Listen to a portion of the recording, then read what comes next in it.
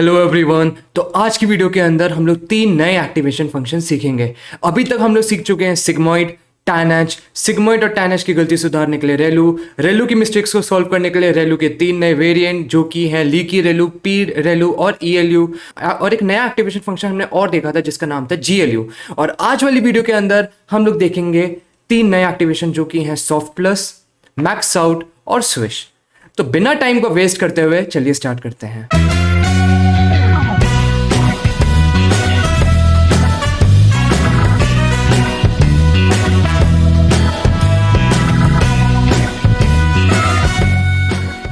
तो सबसे पहले हम बात करते हैं सॉफ्ट प्लस एक्टिवेशन फंक्शन की।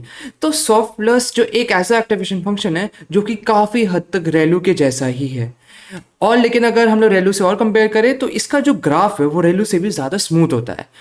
तो अगर आप इसका ग्राफ देखो तो आप यहाँ देख सकते हो, ये वाला जो ग्राफ है नीचे वाला रेड कलर का, ये रेलू का है। तो रेलू वाला जो ये वाला एक्सिस है, जो x इक्वल टू 0 है, यहाँ पे ये पॉइंटेड है।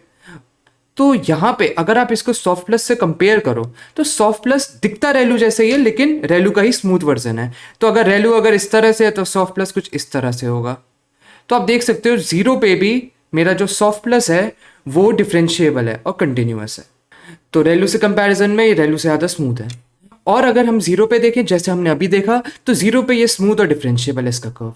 और अगर थर्ड पॉइंट डिस्कस करें तो थर्ड पॉइंट में है, अगर आप इसका फॉर्मूला देखो, अगर आप सॉफ्ट प्लस का फॉर्मूला देखो तो वो है हमारा ln 1 plus e to the power of x. यहाँ पे ln मेरा नेचुरल लॉगरिथमिक फंक्शन है और इसके अंदर मैंने डाला है 1 plus e to the power of x. और अगर आप इसका डिफरेंशिएशन करोगे तो इसका डिफरेंशिएशन आएगा लॉजिस्टिक फंक्शन, यानी कि मेरा सिग्मॉइड फंक्शन, प्रोवाइडेड आपको पता होना चाहिए डिफरेंशिएशन कैसे करते हैं।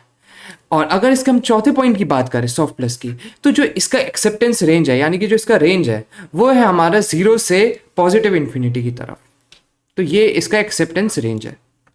अब बात करते हैं हम लोग मैक्स आउट एक्टिवेशन फंक्शन की। तो मैक्स आउट का फॉर्मूला होता है हमारा maximum of this term comma this term, इन दोनों में से कोई भी एक मैक्सिमम। और आप इसको इस तरह भी देख सकते हो कि जो रेलू और लीकी रेलू हैं वो मैक्स आउट के ही हमारे स्पेशल केसेस हैं, यानी कि मैक्स आउट के अंदर हमारा रेलू भी है, लीकी रेलू भी है। लीकी रेलू और रेलू मैक्स आउट के स्पेशल केसेस हैं। तो इसी वजह से जितने भी रेलू और लीकी रेलू हैं उनके जो भी बेनिफिट हैं वो सारे के सारे मैक्स आउट में भी प्रेजेंट हैं। तो इसके अंदर रेलू के भी सारे बेनिफिट है, यानी कि नो सैचुरेशन, और साथ ही साथ जो रेलू के ड्रॉबैक थे, यानी कि डाइंग रेलू प्रॉब्लम, वो भी आप मैक्स आउट से एनकाउंटर कर सकते हो। वो कैसे एनकाउंटर कर सकते हो? वो ऐसे एनकाउंटर कर सकते हो क्योंकि मैक्स आउट का ही दूसरा वर्जन है लीकी रेलू, और लीकी रेलू रेलू फंक्शन की ही जो दिक्कत थी डाइंग रेलू की, उसको सॉल्व करता था। तो मैक्स आउट के अंदर रेलू की भी सारी प्रॉपर्टीज है, लीकी रेलू की भी सारी प्रॉपर्टीज है। अब बात करते हैं स्विश एक्टिवेशन फंक्शन की, और स्विश को हम लोग एक सेल्फ गेटेड फंक्शन भी कहते हैं।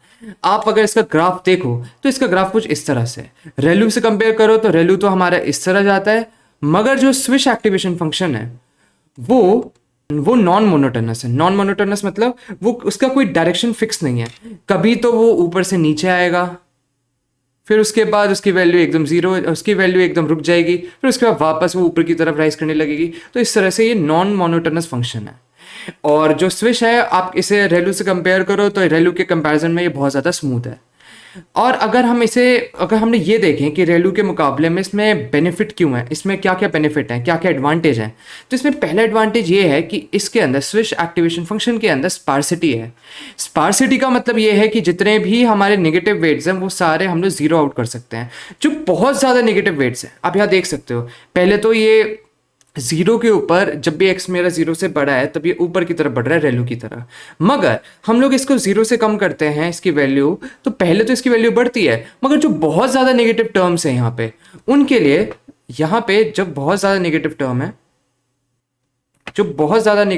फिर से हम लोग बना के देखते हैं।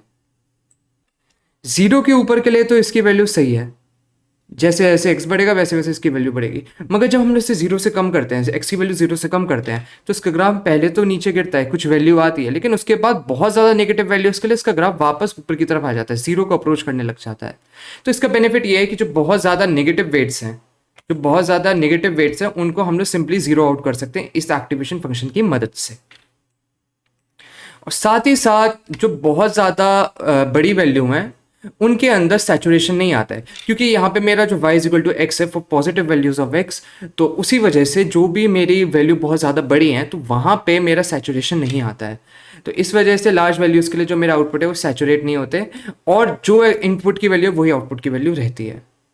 साथ ही साथ हमने अभी डिस्कस किया जो स्मॉल नेगेटिव वैल्यूज़ हैं वो जीरो आउट हो जाती है रेलू के अंदर।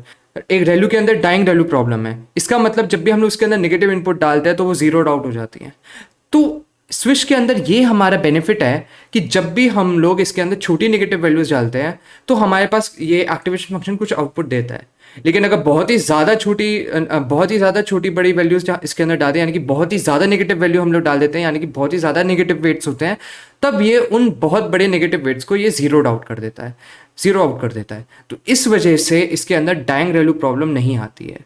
तो इसके अंदर स्पार्सिटी भी है, यानी कि बहुत ज़्यादा नेगेटिव वेट्स को ये एलिमिनेट कर देता है।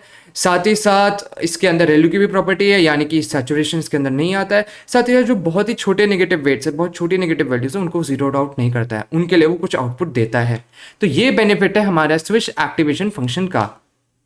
अगर ये छोटी जो नेगेटिव वैल्यूज है उनको जीरो आउट नहीं करते, इसकी मदद से कभी कभार जब भी हम लोग न्यूरल नेटवर्क में कुछ इनपुट देते हैं और नेगेटिव इनपुट देते हैं, तो इस वजह से हमारे न्यूरल नेटवर्क ये वाला जो स्विच एक्टिवेशन फंक्शन है वो कुछ पैटर्न्स को रिकॉग्नाइज कर पाता है। जिस भी न्यूरल नेटवर्क में ये वाला एक्टिवेशन फंक्शन इन्वॉल्व होता है वो कुछ पैटर्न रिकॉग्नाइज कर पाता है, क्योंकि रेलू के अंदर हम नेगेटिव वैल्यूज डालते हैं तो उन्हें जीरो आउट कर देता है, मगर ये नहीं करता है। इस वजह से नेगेटिव वैल्यूज के भी पैटर्न को नोटिस कर पाता है। बहुत ज़्यादा नेगेटिव वैल्यूज जीरो आउट हो जाती है, लेकिन छोटी नेगेटिव वैल्यूज के पैटर्न को ये रिकॉग्नाइज कर पाता है।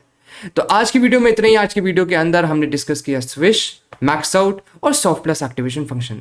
अगली वीडियो के अंदर हम लोग देखेंगे मिश एक्टिवेशन फंक्शन। तो अगली वीडियो में मिलते हैं, बाय बाय।